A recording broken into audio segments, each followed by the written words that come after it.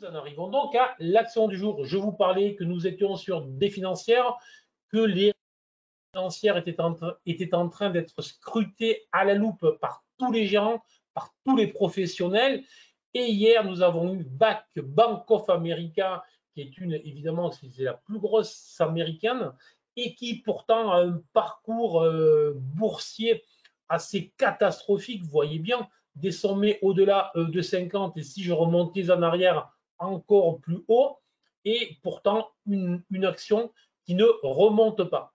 Et là où c'est très intéressant, bien évidemment, vous le voyez, c'est que je vous ai préparé, je vous ai tracé une TLR, hein, l'oblique baissière en rouge, et cette oblique est susceptible d'être contactée dans les prochaines heures, les prochains jours, et d'être éventuellement breakée.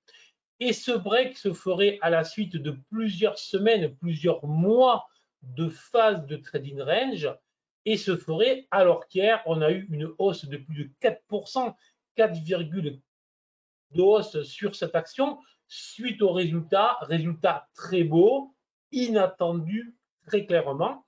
Et on est en train de travailler là aussi des résistances horizontales qui sont quand même très intéressantes.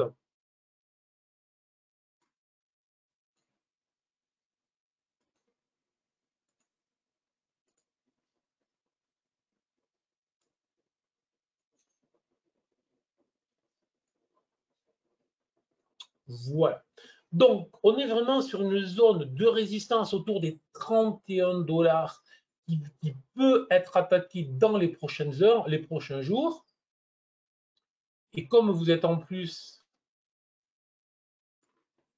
des traders attentifs, le attentif étant très important,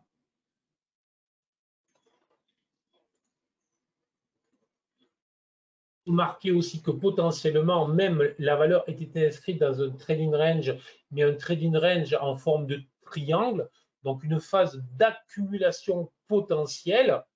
Et s'il y a bien un secteur en retard délaissé depuis 15 ans, je dis bien depuis 15 ans, c'est bien le secteur financier qui nous sort de magnifiques résultats, surveillance maximale sur cette action.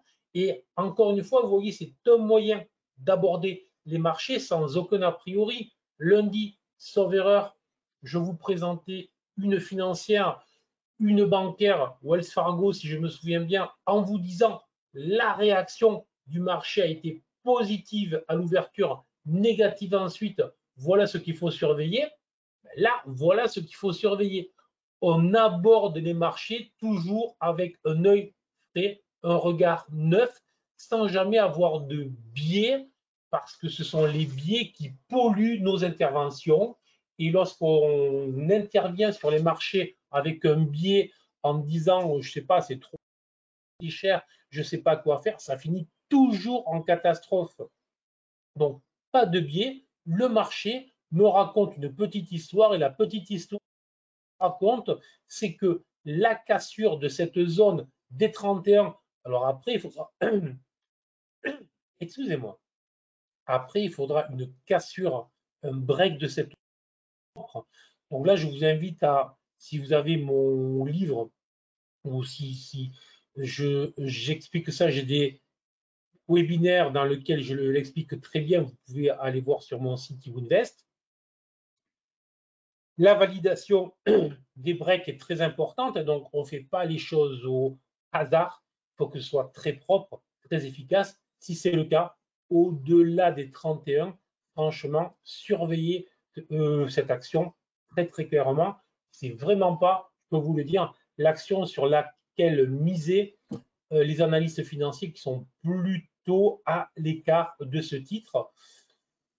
Pour le moment, la petite histoire que nous racontent le cours, est que un potentiel signal à l'achat qui pourrait être très intéressant. Sur ce, je n'ai plus de voix, ce qui promet pour la suite des opérations. Alors, je vous remercie pour cette matinale, pour cette matinée. Je vous dis à demain matin. Soyez prudents. À tout de suite pour mes abonnés. 9 h, on recommence live. et merci beaucoup pour tout. Et voilà, soyez prudent, prudent, prudent, prudent, précis. Faites ce qu'il faut et vous verrez que tout se passera bien.